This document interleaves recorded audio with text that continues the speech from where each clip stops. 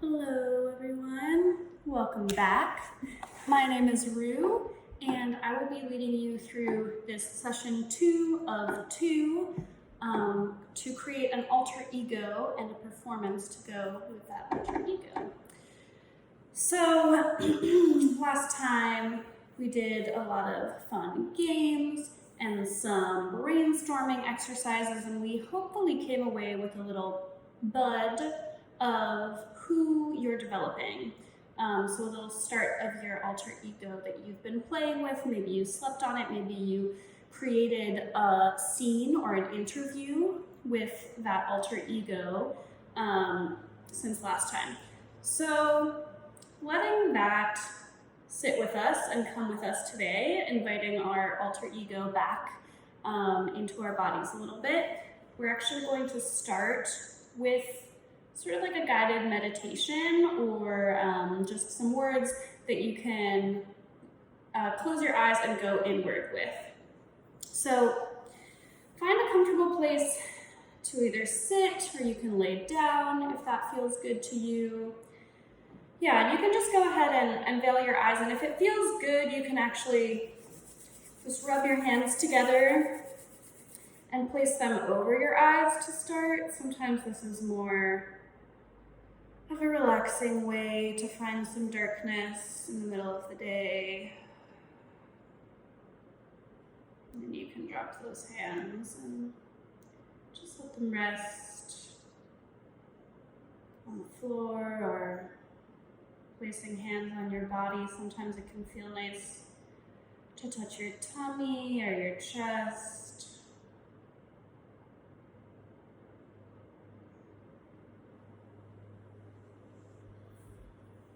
Settling into some steeping stillness. So as if you're kind of like a tea bag steeping in a hot cup of water, just letting everything out. Maybe staying in that tea bag metaphor for a moment. Just imagining that warm cup of water holding everything for you that you may have been holding today.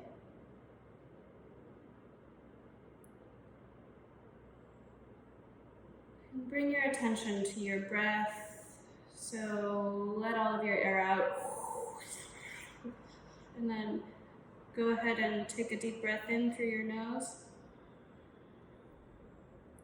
And let it fill you from your chest all the way into your belly, so you have a full round belly of air, and then letting it go, emptying your belly and emptying your chest. A few more like that, filling your belly on the in, emptying on the way out.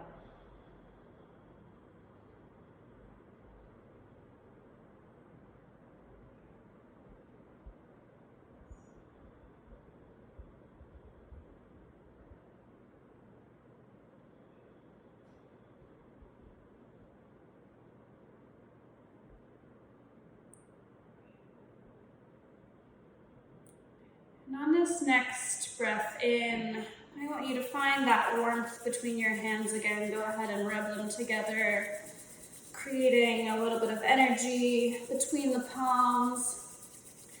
And then, whenever you're ready in a moment, we're going to bring both of those hands to somewhere that could use some love and attention on your own body today. So on 3, 2, 1, go ahead and find those hands in a place that could use some love right now. A couple breaths here. You may find, like me, that your posture has changed so that you can reach that spot, and that's okay, as long as it's comfortable and maybe you're finding a little stretch while you do that.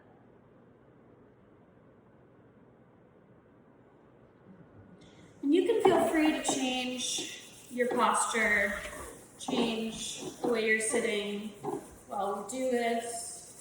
as this becomes kind of more of an external exercise. We're gonna find a second place in 3, 2, 1.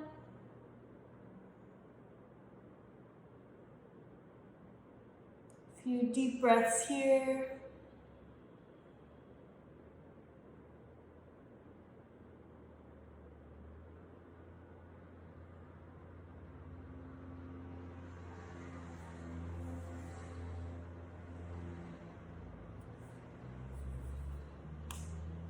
And then we're gonna find a third place, so go ahead and bring those hands together one last time.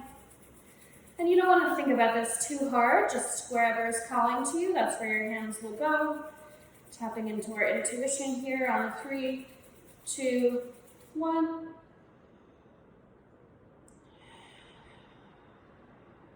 Couple deep breaths there, breathing into your hands, expanding. And releasing on the exhale.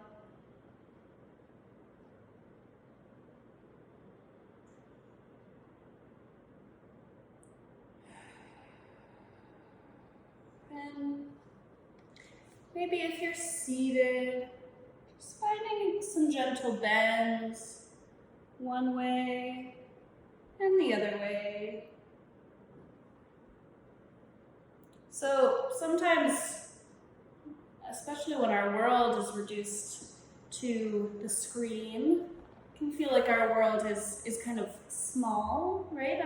And that's okay. There's nothing wrong with being small. So that's why I'm starting with this little bit of motion.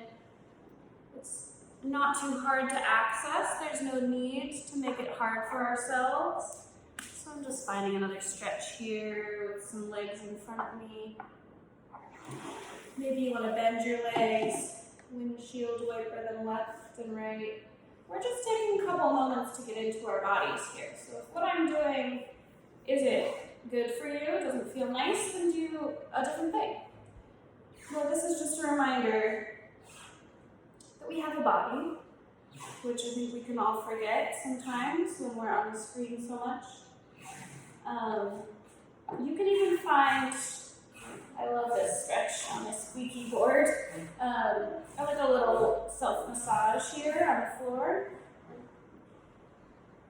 Getting into that outer hip is really nice sometimes when we're seated a lot, which maybe if you're spending time in school, online, or in camp online.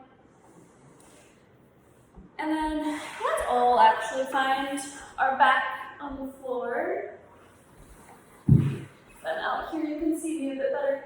And just spread the knees. And you can actually let your knees fall inwards towards each other as opposed to outwards. So coming in, a little restorative hip work again. And then just working our way up, so bring your attention to the small of your back. And there may be a little gap that you can actually put your hands under between your lower back and the floor. And so whenever you remove your hands, there should still be a gap, but now I want you to press your back into the floor to get rid of that gap. So press, you might feel your abs engaging, you can actually feel them, and then create that gap again. And you can exaggerate it a little bit. If that feels good, you can stick your hands under that little bridge. And then flatten into the floor, pressing with your core muscles to flatten that bridge. And then bridge again. Can you see that little gap? And back into the floor. And you can kind of wiggle your hips again, just let that go, let that exercise go. Okay, last little bit as we work our way up. We're actually just going to bring your arms up overhead if they're not already up over your head. And then press those shoulder blades into the ground, feel them against the floor. And as you do that, try to keep them on the floor as you raise your hands up. Reach towards your legs. And then again, keeping those shoulder blades on the ground as you reach up and back and over your head.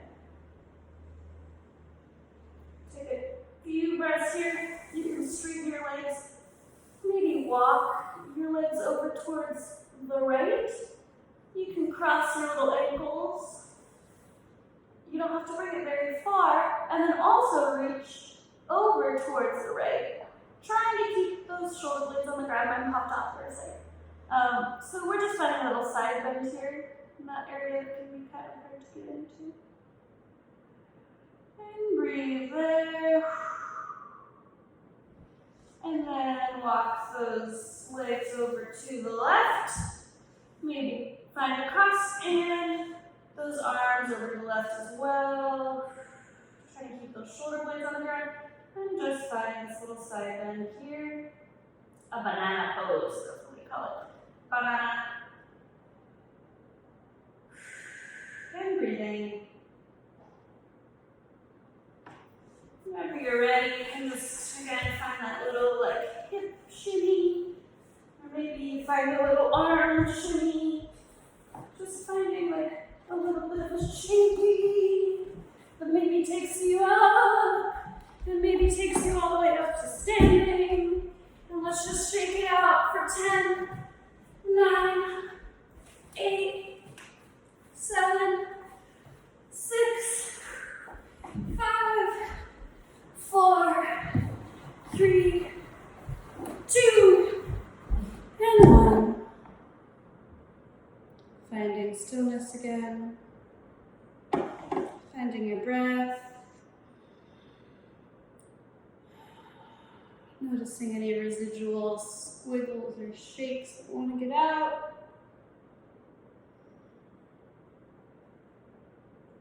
Okay, so hopefully you're a little more in your body now. I feel more in my body now. And we're gonna move into a little bit of theater exercise.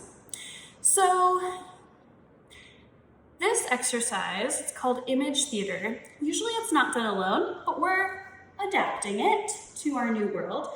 So this exercise comes from a school of theater called Theater of the Oppressed. Now some of you may have heard of it, but I'll just give you a little bit of info in case some of you haven't. So Theater of the Oppressed was developed by a Brazilian visionary and organizer named Augusto Boal. And it's a form of popular community-based education. So maybe some of you have heard of popular education or Paulo Freire. But this is a form of theater-based popular education that uses theater as a tool for social change. So originally it came out of his work with peasants and workers and landless workers for the most part in Latin America, in Brazil for the most part. But now it's used worldwide for social and political activism, for conflict resolution, community building, for therapy, and for government legislation. And sometimes just as a way to get a little bit deeper into our alter egos. So generally what happens with image theater is we would divide into groups. So again, if you're doing this with another person or people in your house, you can actually do it together. But it's totally fine to do it alone. It's gonna be really fun and new. So what we're gonna all do is we're gonna think of a time in our lives where we felt really seen.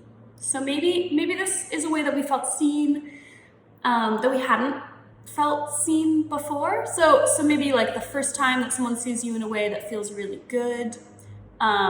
Maybe it's like you're feeling grown up for the first time and someone kind of sees you as like a responsible human. Maybe it's just a way that a friend sees you that feels really special to you. Maybe it was actually an interaction with a stranger that made you feel really seen in a way that you're not normally seen. So I'm gonna, again, after I describe this a little more, I'm gonna have you go ahead and pause the video and you'll think of that story. If you want, you can write it out. If you're working with a partner, you can tell the story to them, or you can just think about it. So that's part one. So the next game, pretty easy. Part two is from that story, you're going to create 3 images with your physical body. So 3 poses, you could think of it as, to describe that story. So they could be different moments from the story, could be 3 distinct moments that you're pulling out and showing with your body, or it could be just the feelings, 3 feelings from that story that you want to express with these poses. So hopefully that's pretty clear. That is going to be what you'll do when you go ahead and pause the video. So go ahead and think of a story and then come up with 3 images that would represent that story. Okay, see you in a few minutes.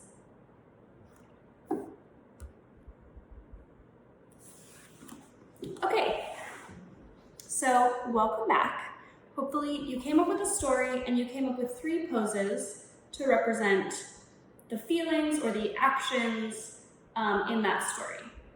So what I want you to do next is, if again you want to develop this into a longer performance, you can either take this in the direction of creating a scene and adding lines, movement, interaction with props to these images. You can create moving images, so maybe one of the poses actually animates and becomes either a repeating action or flows into the next action. If you're a dancer like me, you might actually go ahead and make this into a more fluid movement or dance. So you could expand this scene to be more like 5 or 6 or 10 different poses and actually flow them together with movement or dance. Another way that you might want to develop this performance is into a runway walk. So maybe some of you have watched pieces of Drag Race, or you've seen models walk the runway.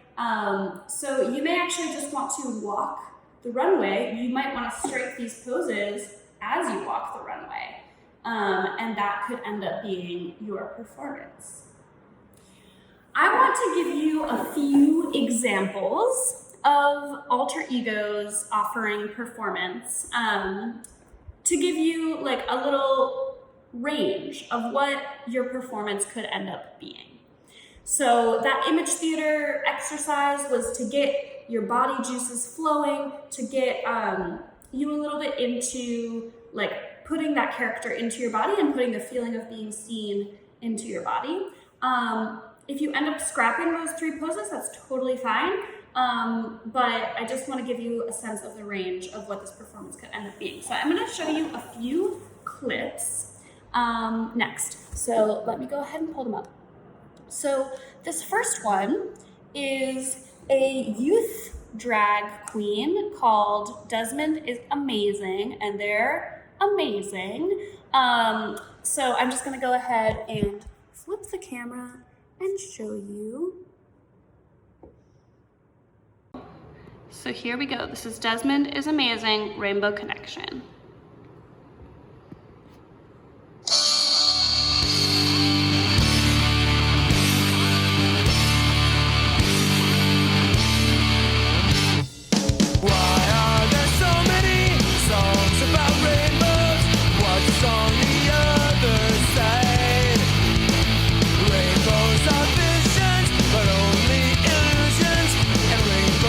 Nothing to hide. So we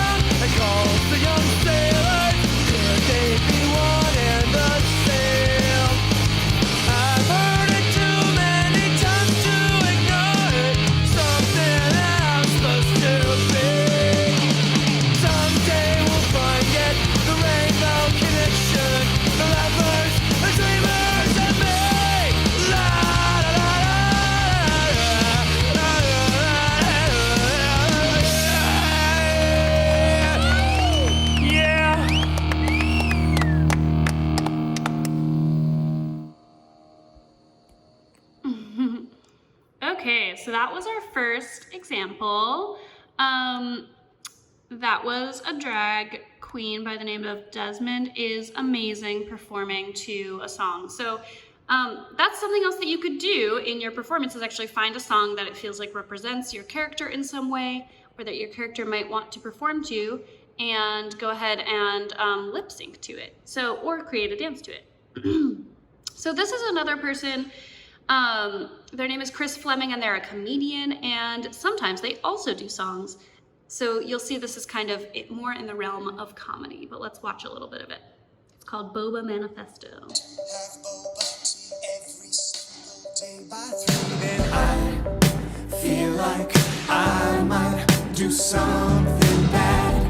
What's a boba tea? It's a bubble tea that if you hit it hard enough, all you hear is the Trolls soundtrack all at once. Chris hasn't been outlawed by many governments because it can't be digested by the human body. I'm sorry, I can't seem to hear you. Chris, if you have boba every day, where do you keep all your boba weight? Excellent question.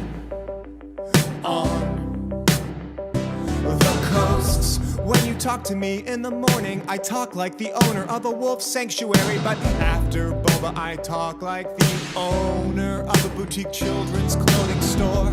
My friend Matt said, isn't boba more of a treat than an everyday thing? And now Matt's number is no longer saved in my phone. This is my boba manifesto. I'm gonna have bubble tea every day until I'm 70. And if you try to stop me, then I'll delete you from my contacts. This is his boba manifesto. He's gonna have bubble tea every day until he's 70. And if you try to stop him, then he'll delete you from his phone again. And now I'd like to turn your attention to the Boba Boys. Who are the Boba Boys? They're the Boba brothers who own the boba shop, and they wait for me peeking over the counter, even if there's a line. When I see them, they ask me stuff like, Chris, where did you get your sunglasses? I want them for my wife. Chris, we recently found your comedy online. You have a unique sense of humor, thanks. I'm finding myself to be quite popular among women who own lizards. Chris, is this your Vespa? Yes, that's my pig. Where did you get your pig? I went to the Vespa dealership and I said, can you take us on the freeway? And they said, you can, but you should not. Within 10 seconds of knowing me, they knew that I would be reunited with my ancestors instantly if I took that Vespa on the highway. My day would be shit without the boba. All right. So I have one last thing to show you, and it is a clip from a show that I did with an incredible artist called Corinne Jasmine. Oh, you can see my reflection, look at that. Okay, so I'm just gonna play about a minute of this. This is our section of our show in which we embody our alter egos. All right, here we go.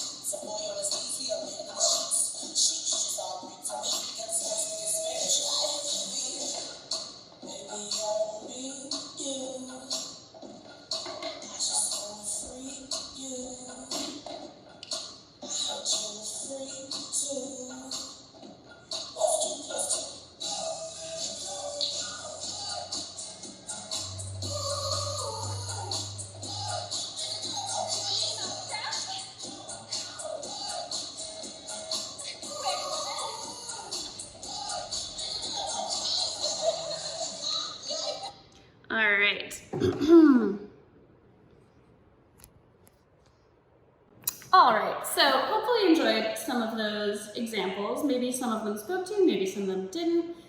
Those are just 3 different examples of people exploring a part of themselves that could be their alter ego in different ways. So we saw a lip sync drag performance in costume. We saw an extremely silly song about bubble tea that involved some choreography and a lot of comedy. And not a lot of rhyming in the lyrics, I might add, so don't be intimidated to write a song. And then we saw a very silly intro dance with some video layered on top of an alter ego that I and Korean Jasmine developed for this piece. And you saw me at the end signing someone's tongue, which was kind of an expression of the hubris or like overconfidence that particular character that I play imbues, which is not something that I normally experience. So yeah, again, just a few examples of where this performance journey might take you.